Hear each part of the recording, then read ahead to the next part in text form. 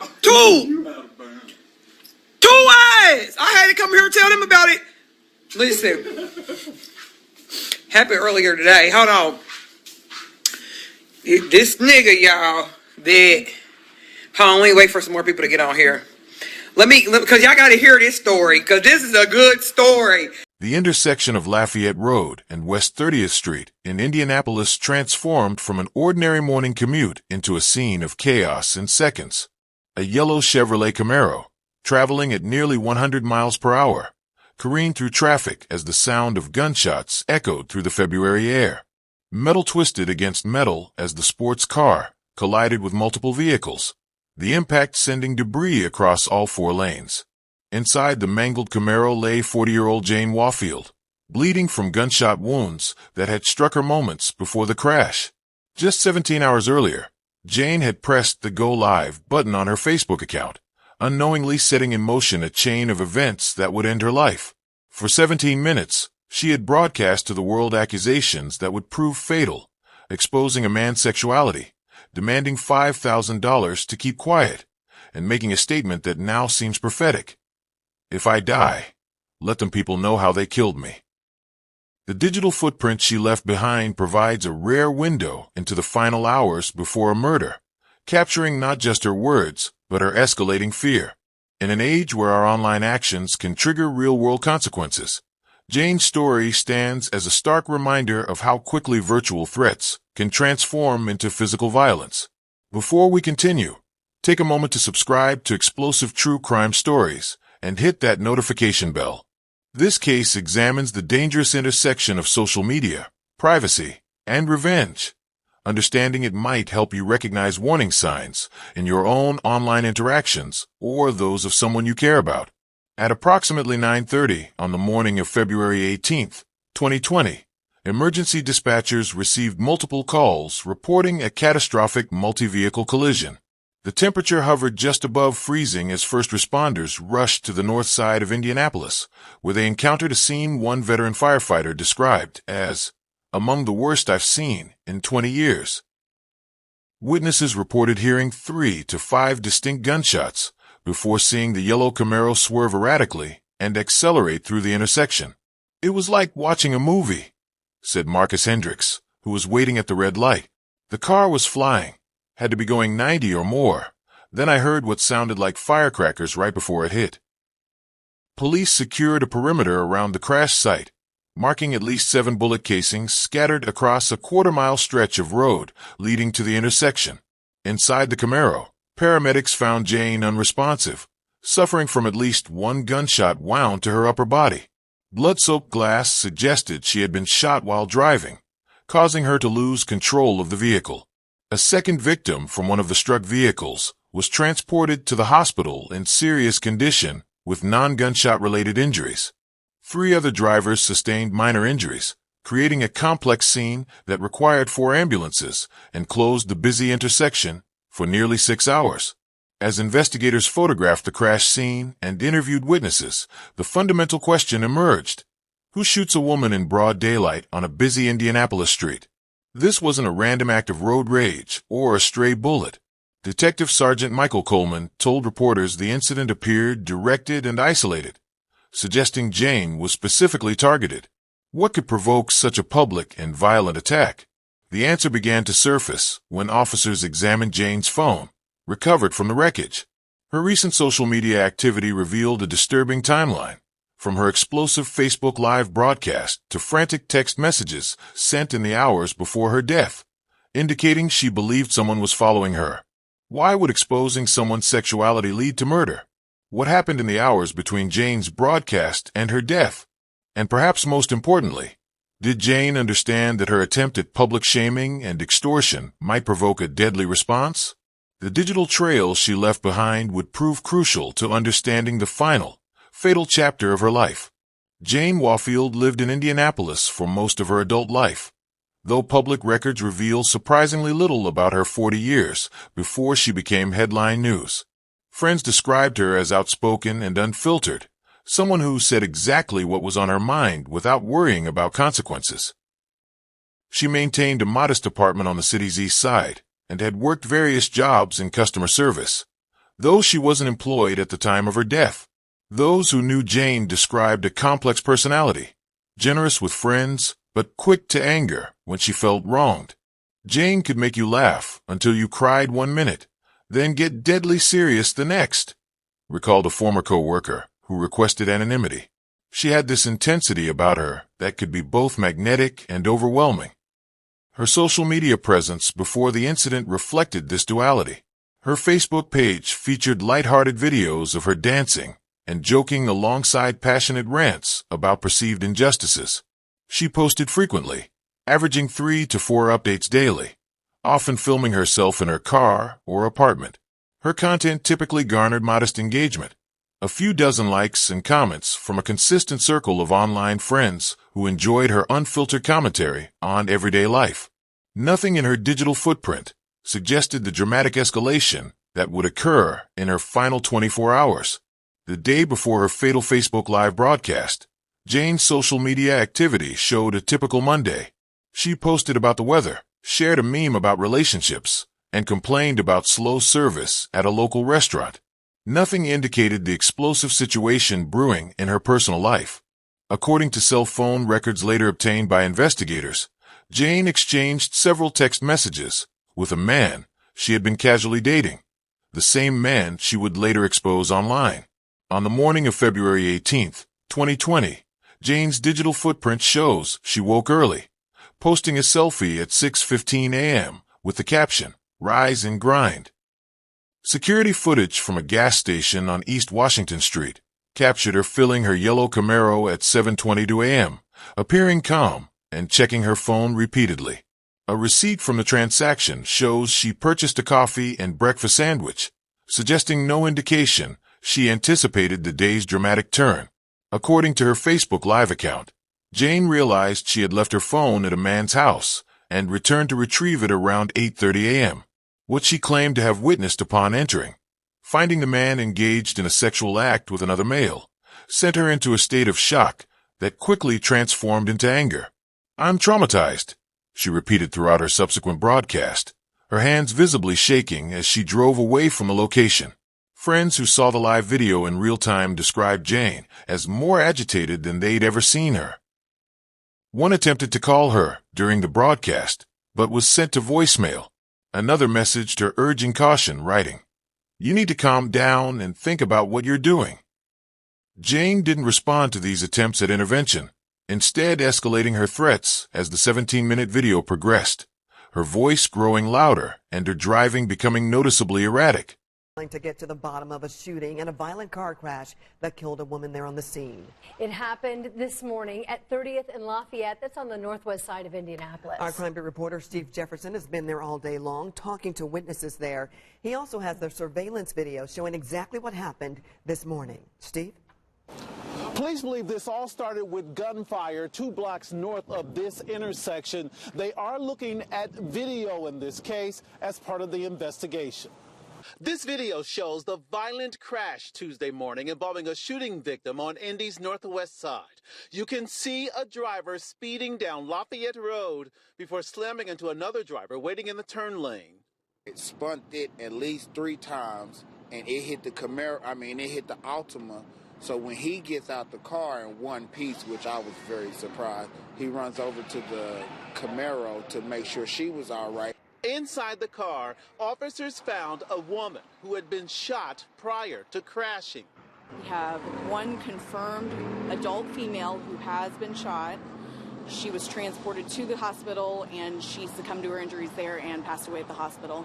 Paramedics transported a man from another car in serious condition. Witnesses who saw it all told us they're sick and tired of Indy's violent crime wave. We need to stop it and go back to days when people took care of each other, watched over each other. People who recognize the shooting victim's car believe a controversial social media post is all to blame. They show different things. They put different things on there that should not be on social media. Crime Lab workers will help piece together all of the evidence as homicide investigators put together what led to the deadly shooting and crash. On the Crime Beat, I'm Steve Jefferson. Steve, thank you. Meanwhile, tonight, Metro Police have not made any arrests or released any information about possible suspects in that case. Once they get that information to us, we'll, of course, pass it along to you. It's definitely not safe. They're sick, they're nasty, and they're just out here to get bitches. And they're out here, man, that shit is real. That shit y'all see in ATL, that shit is so fucking real. And it's starting to come down. It's tumbling down to our city. They're taking over. Everybody needs to check their nigga out straight up, because these niggas are playing like they this and that and got the keys to the city and all this and that. And they under the sheets and the covers.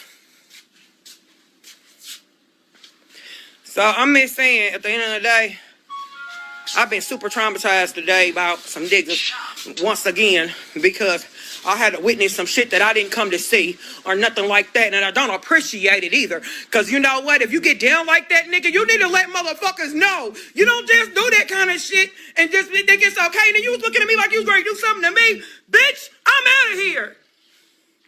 I left my phone over there last night, Jane explained breathlessly at the beginning of her Facebook Live. She described returning to a man's house, someone she claimed to have been intimate with previously, to retrieve her forgotten device. According to her agitated account, she had a key to his residence and let herself in without announcing her presence, expecting him to be alone or perhaps still asleep in the early morning hours. What Jane claimed to have witnessed upon entering sent her into a visible state of shock. I walked in and caught him with another man, she told her growing audience, her voice alternating between disbelief and disgust. She described specific sexual acts in graphic detail, using homophobic slurs throughout her description. According to Jane, when the men realized she was present, they reacted with panic and anger. They chased me out of there, she recounted, the camera shaking as she drove away from the location. They were running after me with no clothes on. I'm scarred for life. Jane repeatedly emphasized feeling traumatized by what she had witnessed, though her emotional response quickly shifted from shock to opportunistic anger. Within minutes of starting the broadcast, her narrative transformed from someone who had accidentally witnessed a private moment to someone who saw financial potential in the information she now possessed. The camera captured her face cycling through emotions, shock, disgust, fear, and finally, a calculating resolve. I got something on him now, she told viewers, and he's going to pay me to keep quiet about it. This pivotal moment marked the transition from witness to extortionist, a decision that would have fatal consequences within hours. The 17-minute video, which Facebook later removed, but not before it had been downloaded and reshared across multiple platforms, showed Jane driving erratically through Indianapolis while formulating her extortion plan in real time. The camera captured her face in close-up as she addressed both her growing audience and, indirectly, the man she was threatening. I want $5,000 by the end of the day, she stated approximately 6 minutes into the broadcast, looking directly into the camera. Cash at me the money, or I'm telling everybody. She repeated the man's full name multiple times, described his workplace, and threatened to contact his family members individually. The comment section filled with reactions, some viewers encouraging her, others warning her to stop, and many expressing shock at the public nature of her threats. Around the 9-minute mark, Jane's tone shifted from vengeful to fearful. They were so mad when they saw me, she said, repeatedly checking her rearview mirror. I think they might be following me.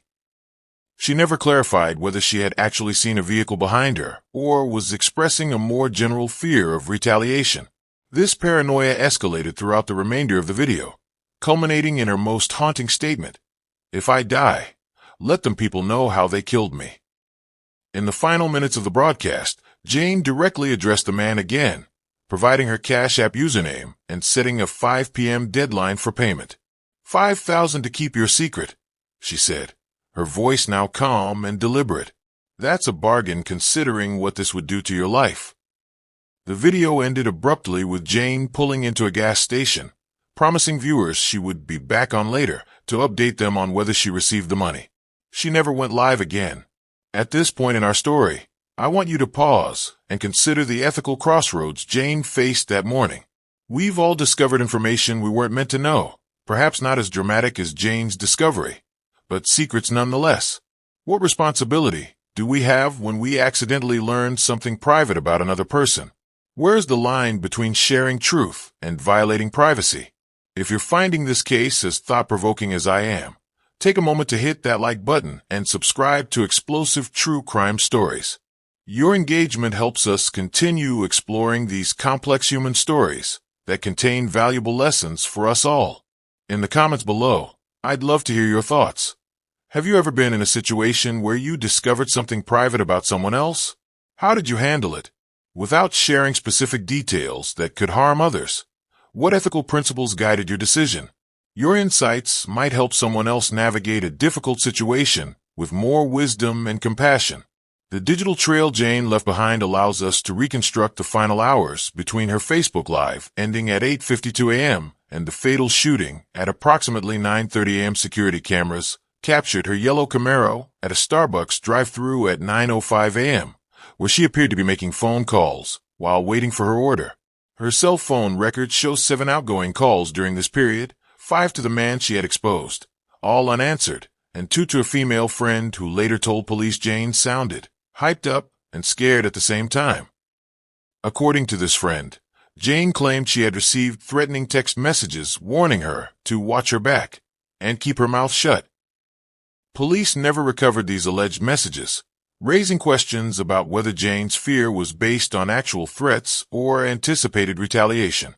The friend advised Jane to go to the police, but Jane reportedly responded, "It's too late for that. I already put it all online." Between 9:15 and 9:25 a.m., Jane's movements become less clear. Her vehicle was spotted by traffic cameras heading north on Meridian Street, then west toward Lafayette Road. A gas station attendant reported seeing the yellow Camaro parked briefly near the pumps without anyone getting out, suggesting Jane might have been watching for someone following her or perhaps contemplating her next move. Reconstructing the exact sequence of the shooting required investigators to combine witness statements, traffic camera footage, and forensic evidence. At approximately 9:28 a.m., Jane's Camaro was traveling northbound on Lafayette Road. 3 separate witnesses reported seeing a dark-colored sedan, possibly a Dodge Charger or similar model, pull alongside her vehicle near the intersection with West 28th Street. What happened next occurred in a matter of seconds. The driver's side window of the sedan lowered, and multiple gunshots rang out. Ballistics evidence later confirmed that 5 shots were fired from a 9mm handgun, with 3 striking the driver's side of Jane's Camaro. 1 bullet penetrated the window, striking Jane in the upper left shoulder, while another entered through the door and hit her in the side. Despite her injuries, Jane managed to accelerate the Camaro to between 90 and 100 miles per hour, likely in a desperate attempt to escape her attacker. Security footage from a nearby business shows the dark sedan falling back as the Camaro sped forward, suggesting the shooter did not pursue after firing. Approximately 20 seconds later, Jane's vehicle ran a red light at the Lafayette Road and West 30th Street intersection, colliding first with a silver Honda Civic crossing from the east, then careening into a delivery truck and 2 additional vehicles. The impact deployed all airbags in the Camaro, but Jane, already weakened from blood loss due to the gunshot wounds, suffered catastrophic injuries in the crash. The driver of the Honda Civic, 53-year-old Michael Carson, sustained a broken pelvis and internal bleeding, while 3 others involved suffered minor to moderate injuries. First responders arrived within 4 minutes of the collision, finding Jane unconscious, but with a faint pulse. Paramedics performed emergency procedures at the scene before rushing her to Ashkenazi Hospital's Level 1 Trauma Center. Despite receiving multiple blood transfusions and undergoing emergency surgery, Jane Warfield was pronounced dead at 11:47 a.m., just over 3 hours after her Facebook Live broadcast ended. As police secured the crash scene, word of Jane's shooting began spreading through social media channels, amplified by those who had witnessed her earlier broadcast. By early afternoon, the intersection had drawn dozens of onlookers, some filming for their own social media accounts, creating challenges for investigators attempting to process the complex crime scene. Indianapolis Metropolitan Police Department issued a brief statement confirming a fatal shooting and vehicle collision, but withheld the victim's identity pending family notification. However, Jane's distinctive yellow Camaro, visible in news helicopter footage, had already led many online to connect the crash victim to the viral Facebook Live personality from earlier that morning. Within hours, hashtag Jane Warfield was trending locally on Twitter, with users sharing clips of her final broadcast alongside speculation about who might have wanted her dead. By noon on February 18th, the Indianapolis Metropolitan Police Department had established two separate but connected crime scenes: the crash site at Lafayette Road and West 30th Street, and a quarter-mile stretch of Lafayette Road where shell casings indicated the shooting had occurred. Detective Sergeant Melissa Kennedy addressed reporters at a 4 p.m. press conference, describing the incident as directed and isolated, emphasizing that the public was not at risk from a random shooter. "We believe the victim was specifically targeted," Kennedy stated, carefully avoiding any mention of the Facebook Live video that had already been viewed by thousands. When pressed by reporters about potential motives, she acknowledged only that investigators were aware of social media content that may be relevant to the case, but declined to elaborate further. Behind the scenes, officers conducted door-to-door canvassing along Lafayette Road, collecting security footage from 12 businesses and interviewing 27 witnesses. Forensic teams recovered 5 shell casings, all from the same weapon, and processed Jane's phone, which had survived the crash intact. The most significant challenge investigators faced was establishing a direct connection between the morning's broadcast and the shooting less than an hour later. The timing strongly suggests a relationship, a department source later revealed, but proving who was behind the wheel of that sedan required more than just circumstantial evidence. The case was assigned to the department's homicide unit, with 4 detectives working full-time on the investigation. Local Indianapolis news stations covered the story extensively, with all 4 major affiliates leading their evening broadcasts with the shooting and crash. However, the coverage revealed a notable editorial dilemma: how to report on a crime potentially motivated by a victim's own controversial actions. Most stations referenced the Facebook Live video only in general terms, describing it as containing threats without detailing the homophobic content or extortion attempt. In contrast to the measured approach of traditional media, social media platforms exploded with unfiltered discussion. The hashtag Jane Warfield generated over 30,000 posts within 24 hours, with users sharing clips, screenshots, and increasingly wild speculation about potential suspects. The full 17-minute video, though removed from Facebook, reappeared on YouTube and Twitter multiple times, despite platform efforts to remove it. National media outlets largely ignored the story, with only brief mentions on CNN's Crime Ticker and a short segment on One True Crime podcast. This limited coverage sparked debate about which victims received national attention and why. Some commentators suggested the lack of coverage stemmed from the complicated nature of the case. Jane was simultaneously victim of a homicide and perpetrator of attempted extortion and public humiliation. "The media doesn't know how to frame this story," noted media ethics professor Dr. Elaine Winters. "It doesn't fit neatly into our usual victim narratives, which makes outlets hesitant to cover it extensively." The investigation faced significant hurdles from the outset. The dark sedan captured on security footage lacked clear license plate images, and the quality of video was insufficient to identify the driver or any passengers. Detectives interviewed the man Jane had exposed in her broadcast, who provided an alibi placing him at work during the time of the shooting, an alibi later confirmed by both co-workers and electronic badge access records. Digital evidence presented its own complexities. While Jane's phone contained text messages suggesting she felt threatened, none explicitly mentioned the Facebook Live video or contained direct threats. The department's cyber unit attempted to trace anonymous accounts that had commented on her broadcast with threatening language, but these efforts led to dead ends through VPNs and temporary accounts. As of today, more than 3 years after Jane Warfield's death, the case remains officially open but inactive. No arrests have been made, and police have not named any suspects publicly. The investigation file, now exceeding 400 pages, contains dozens of interviews and forensic reports, but lacks the crucial evidence needed to bring charges. "Sometimes we know what happened but can't prove who did it," explained former Indianapolis homicide detective James Rutherford, who was not involved in the case. "Other times, The person responsible isn't who we initially suspected. Without a witness willing to come forward or physical evidence connecting a specific individual to the crime scene, cases like this can remain unsolved indefinitely. The digital aftermath of Jane Wafield's death revealed deeply divided public opinions. On Facebook and Twitter, comment sections became battlegrounds where users debated the ethics of her actions versus the horrific response they potentially triggered. Many condemned Jane's homophobic language and extortion attempt while simultaneously denouncing the violence that took her life. Two wrongs don't make a right, but one wrong doesn't justify another, wrote one commenter in a thread that garnered thousands of interactions.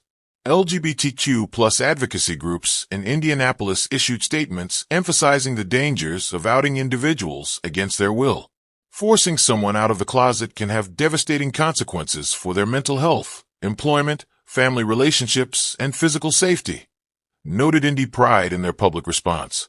This tragedy highlights why outing is considered an act of violence in itself, even as we condemn the actual violence that followed. At 5 o'clock, Metro Police are asking for your help in their investigation of a morning crash and shooting that left one person dead, 2 people in the hospital, and 4 cars damaged. Our TV6's Cameron Riddle is live at 30th Street and Lafayette Road where the crash happened with what we are learning tonight. Cameron.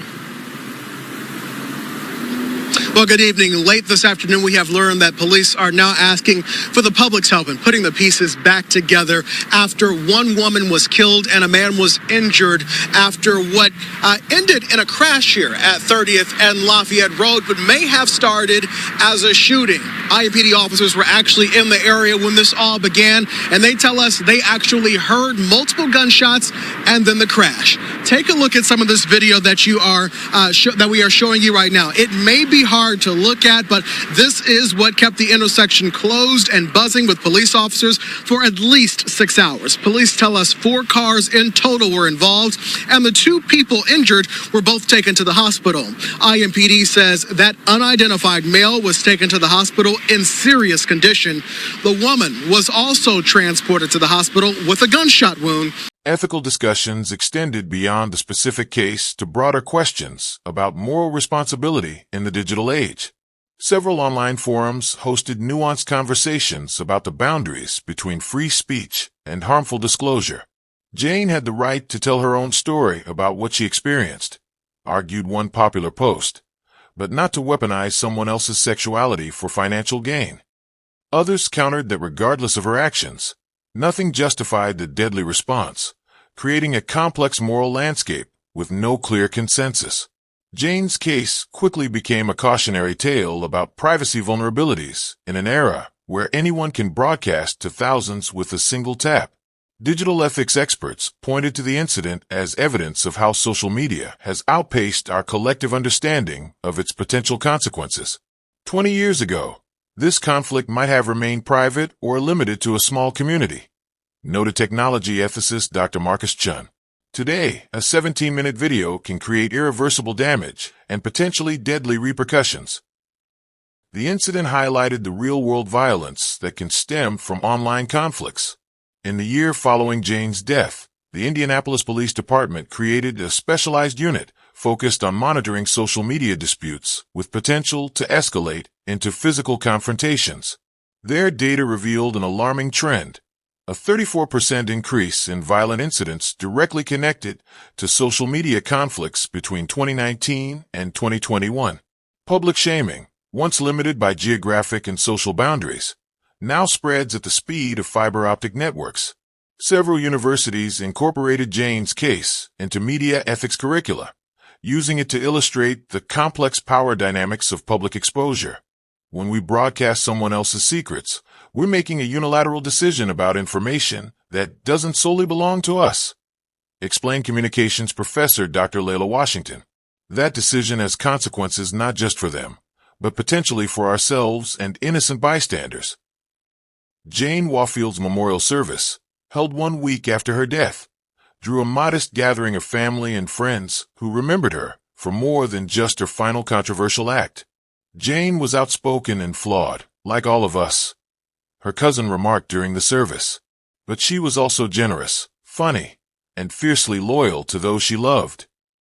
No public memorial marks the site of her death, and her social media accounts were eventually removed at her family's request.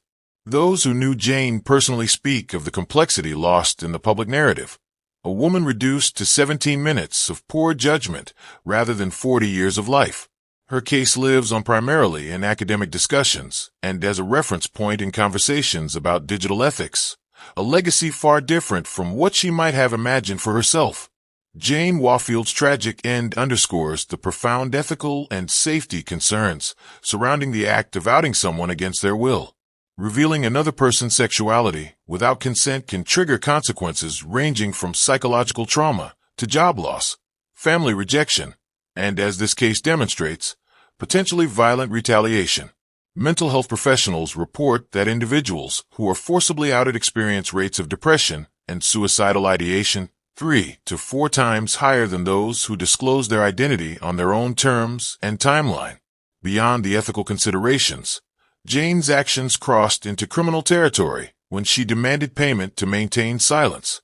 Extortion, requesting money under threat of exposing damaging information, is a felony in all 50 states, carrying potential prison sentences of 1 to 20 years. Had Jane survived, she likely would have faced serious criminal charges herself. The legal system views such threats as a form of coercion that undermines personal autonomy and social trust, regardless of whether the threatened disclosure contains truthful information. Broadcasting personal conflicts through social media creates unique risks that didn't exist in previous generations.